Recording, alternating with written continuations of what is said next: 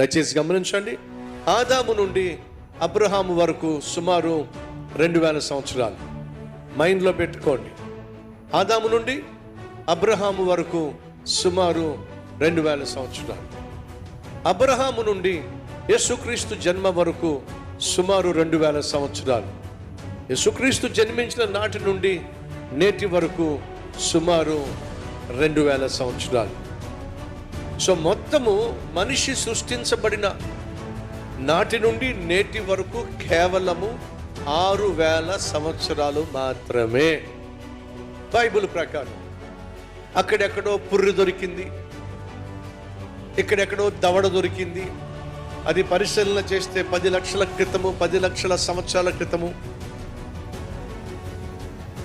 1,00,000 సంవత్సరాల క్రితము మనిషి అయి ఉంటాడు అని చెప్పి ఏవేవో లెక్కలు చేస్తూ ఉంటారు. అదంతా ఒట్టిదే, నేను నమ్మను.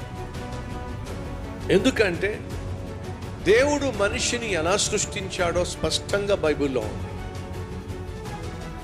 ఆ సృష్టించిన మనిషి ఎవరు, అతని తర్వాత వచ్చిన వంశాలు ఏమిటి, ఆ వంశాలన్నీ కూడా బైబిల్లో లిఖించబడి ఉన్నాయి.